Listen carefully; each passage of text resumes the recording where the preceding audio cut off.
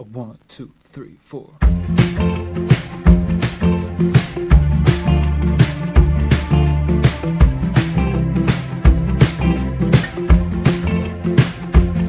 It was a colorful. I have this aura of shyness and mysticism, so I'm told sometimes.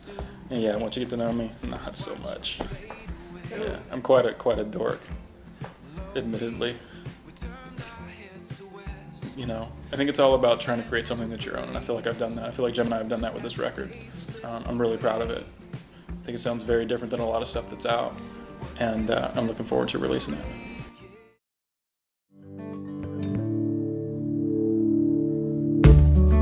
You say hello. The Speed of Life, I think, it's a song that everybody can dig into in their own way. I think everybody at some point in their life gets that overwhelming feeling of growing older and trying to process your relationships with your parents and your family, and you grow apart, move to different cities, and pursue your own life. And I don't know, I felt this weird sense of losing where my actual home was. And I think we're all kind of, making efforts to get back to that, to have home again. And you find that in your adult life, in whatever form it may take.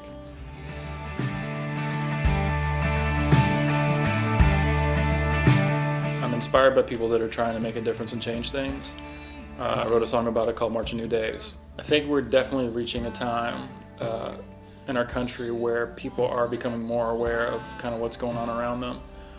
Politically, obviously, with the election of Barack Obama, was a huge step forward for us. It inspires me. I love it. I love meeting people and talking to them about where we are right now and getting people's opinions about it, because I get a growing sense that there is a shift in consciousness right now happening that is definitely for the better. It's all about finding the motivation within yourself to make things different.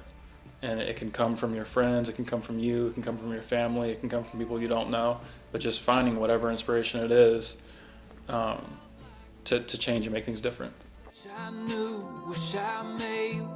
Title track is called What Dreams Become. And my idea for What Dreams Become, when I wrote the song and kind of what I was feeling, is in our own individual pursuits as human beings, whatever it is that we want to do, we should go out and do that. Go out and pursue your dreams, and it's not necessarily the end goal of the pursuit, it's the actual process of making it happen that is what's really important. If you allow your pursuit of your dreams to shape who you are as a person, it becomes a beautiful thing. So that's what the title track, What Dreams Become, is. And the cool thing, little side note, in the second verse there's a lyric about, oh, it took you by surprise, you picked a rose that bloomed a smile. I was leaving my apartment in Hollywood one day and pulling out my car and stopped to change the song on the CD player or whatever it was that I was doing, and I happened to look in the rearview mirror, and there's this girl behind me walking down the sidewalk, and she stops, and there's this little kind of overhang of roses, and she stopped and looked at them, and I got kind of, just caught up in watching her do this thing in some kind of weird, perverse, should I be doing this kind of way, but she stopped literally to smell the roses, and it was amazing. She grabbed this flower, picked it, and as she smelt it, you could just see the sense of happiness going through her, and it made me really think about, I wonder who she was thinking about or what she was thinking that made her, that smile come to her face. And it brought a new meaning to let's stop to smell the roses.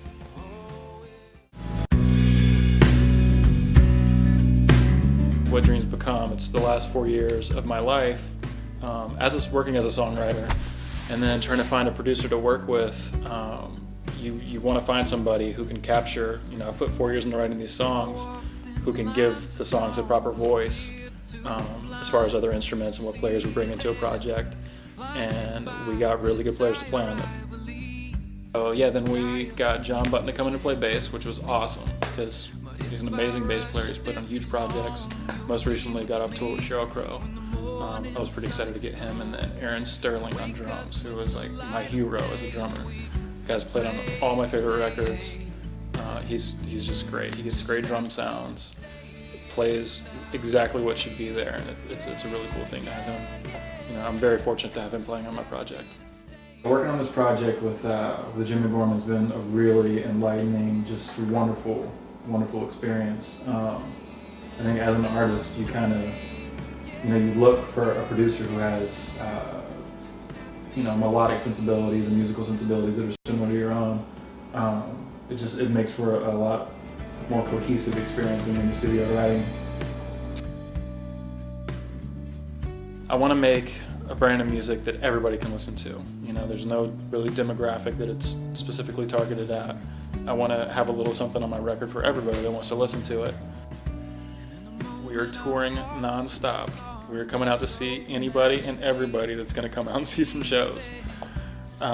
Yeah, I'm just looking forward to getting out and touring and really, you know, promoting this record and meeting lots of new faces and new fans and, you know, just meeting a lot of cool people.